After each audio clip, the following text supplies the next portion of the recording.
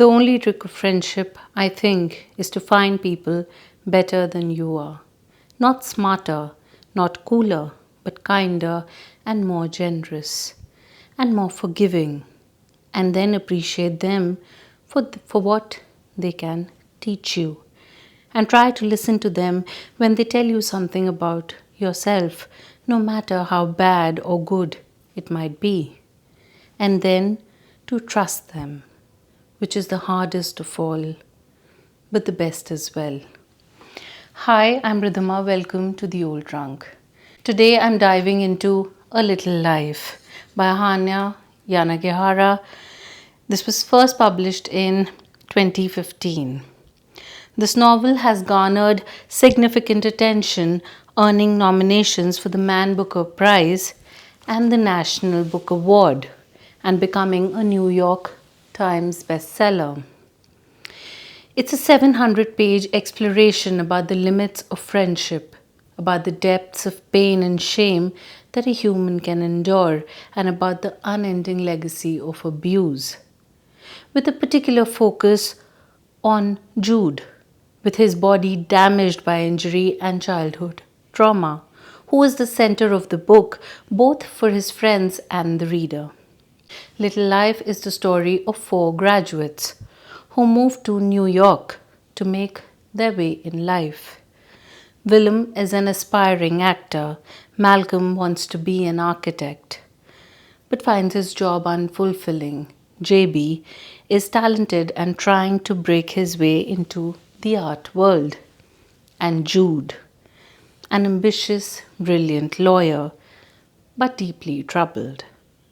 We follow their lives over the decades as their relationship with each other changes. They come together, drift apart, fall in and out of love, and deal with addiction. Reading the blurb, you'll get the idea that this work is about 4 college friends and their lives. But that's not entirely true. While each of the 4 main characters, and in fact all the characters in the book, are fully realized with extraordinary character development, the book is really about just one man, Jude St. Francis. And the more you learn about Jude, the more the book transforms into something else entirely. It stops being about friendship and success, and it becomes a study of suffering, of trauma that is so deep, so corrosive, that it rewrites a person's ability to function in the world. This is what makes A Little Life different. It's not a trauma narrative that moves towards healing. It's not about survival in a conventional sense. It's about what it means to live with a past that never stops consuming you. But here's the thing. Apart from this book being about trauma and suffering, it's also about love and found family. It's about the people who hold on to yourself. And I think that's why it hits so hard. Because even in its darkest moments, there's this desperate need for connection. Jude is one of the most devastatingly written characters I've ever encountered. His pain is overwhelming, and his ability to believe in his own worth makes for one of the most heartbreaking character arcs I've ever read. But what makes it even more gut-wrenching is the love that surrounds him. Willem, especially his friendship with Jude, is one of the most beautiful and tragic relationships in the book. Then you have JB and Malcolm, who have their own complicated roles in Jude's life. And watching how they all evolve over the years is just a lot. Willem loves Jude unconditionally. We like to believe that if someone is so deeply loved, they can be saved. But this book challenges that idea. What if love can only go so far? What if It isn't about the people around us, but about whether we believe we deserve that love. Jude doesn't believe he does. And that's what makes this book so devastating. Because while the people around him try again and again to offer him safety, love, and care, Jude cannot accept it. His trauma has shaped his identity so completely that it's impossible for him to imagine himself outside of it. One thing that makes A Little Life so unique is its intensity. This book is unrelenting. The emotional weight doesn't ease up. It just keeps pressing down on you, page after page, chapter after chapter. And Yanagihara writes in this way that almost makes you feel like time itself is collapsing. There's a timelessness to it, where you're drifting between the present and Jude's past, and you just feel trapped inside his mind. Things get broken, and sometimes they get repaired. And in most cases, you realize that no matter what gets damaged, life rearranges itself to compensate for your loss, sometimes wonderfully. This book talks a lot about human relationships. Some of them are horrible, bad, horrific. Yes, definitely. But a lot of them are actually good. And some are the purest form of human connection there is. The human connections in this, the good ones obviously, the ones Jude makes later in his life after his 15th birthday, are beautiful. They are very hopeful. They show you how good people can be. I would especially like to mention Harold, the best soul. He was so loving and generous. Everything he did for Jude warmed my heart. He was always there for him. Not a day would go by that Jude wouldn't be on his mind. He's the best dad. I just want to go inside the book and tell him that. Okay, now can we touch upon Yanagihara's writing for a bit? Her prose is clean and honest and revealing of the many emotions that humans experience. It's never explicitly beautiful, not flowery or overwrought with adjectives or descriptors, but it has its own beauty that comes from its ability to convey these feelings, making you feel every pain or happiness that Malcolm, JB, Willem, and Jude feel. It's some of the best prose I've read, and I wanted it to keep going on forever. There's so much more I could say about this book, about how it hurt me to read at times. Because, yes, there is very graphic material, and also about how I fell in love with so many beautiful, wonderful people in this story.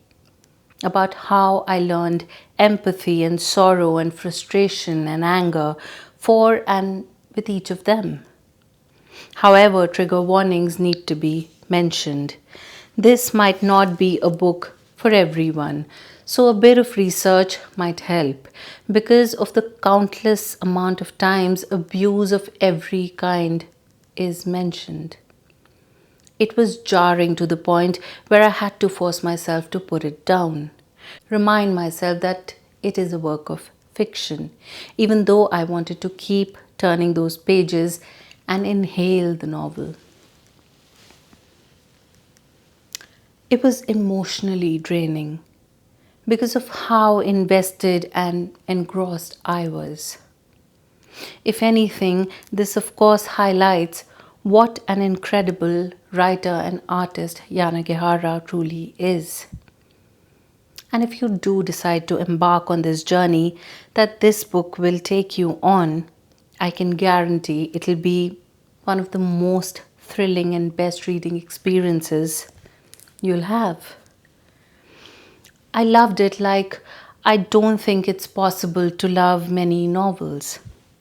I definitely won't recover from this anytime soon, and these characters will stay with me for a very long time. The truth is, though, I can't recommend this book to people not without knowing them very well. In fact, I think if someone asked me, should I read A Little Life, I wouldn't give a straightforward answer. I'd ask, are you okay? Are you in a good headspace? Are you prepared to carry this level of emotional weight? Because this book demands a lot from you. Because it's a difficult journey that I can't suggest everyone take. Don't take this book lightly, because if you do choose to read it, if you choose to flip the first page, be prepared for something inexplicable and jarring, but resilient and beautiful and ultimately worthwhile. And this brings me to the big debate. Is A Little Life too much? Because Yanagihara doesn't just depict suffering, she immerses you into it. There's no relief, and for some readers, that crosses a line. Some say the book is emotionally manipulative, that the level of pain is gratuitous, that it doesn't allow for balance or perspective. So, is it too much?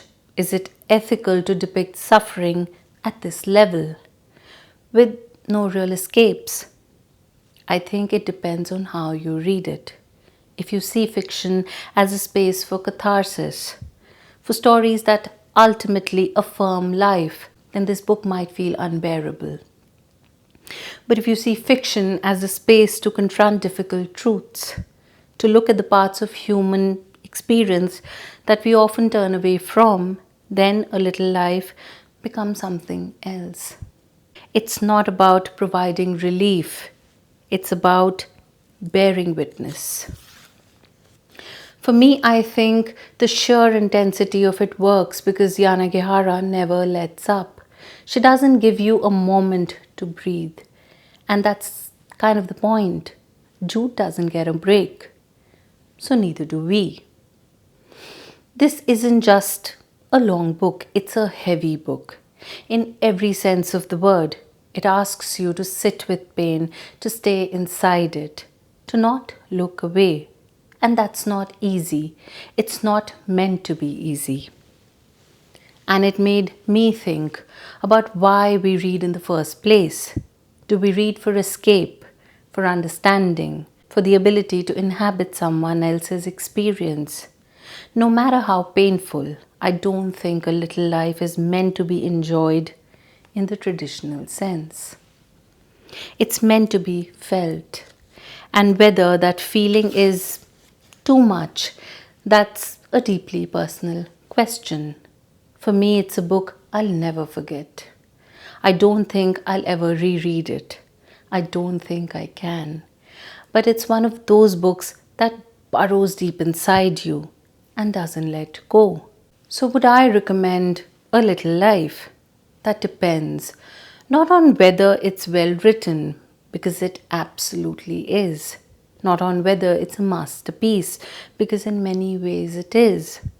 But on whether you are willing to carry what this book asks you to carry. If you want a book that will leave you changed, if you can handle sitting with pain without expecting resolution, then yes, this book is worth reading. But if you're in a place where you need light, where you need something that offers hope, this might not be the right time for it. What about you? If you've read A Little Life, I need to know your thoughts. Did it destroy you? Did you love it? Did you hate it? Let's talk in the comments, because I know this book sparks a lot of emotions. And if you've made it this far, thank you for hanging out with me today. If you enjoyed this review, don't forget to like, share and subscribe, as it really helps my channel grow. Also, don't forget to press the bell icon, as you'll be notified of whenever I upload a new video. I'll see you in the next one.